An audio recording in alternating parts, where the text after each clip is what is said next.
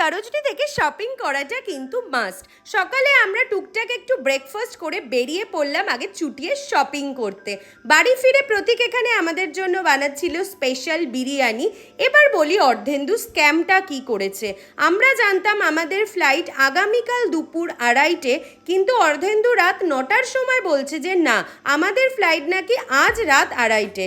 যেটা শুনে আমি আর বনু পুরো কান্নায় ভেঙে পড়েছিলাম, ভীষণ কষ্ট হচ্ছিল।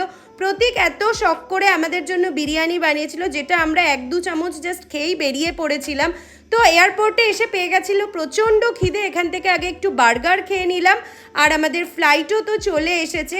এই দিয়ে আমি 4th টাইম ফ্লাইটে উঠছি, বাট এখনও যখন ফ্লাইটটা আকাশে ওঠে না, আমার বুকটা পুরো ধুকপুক করে।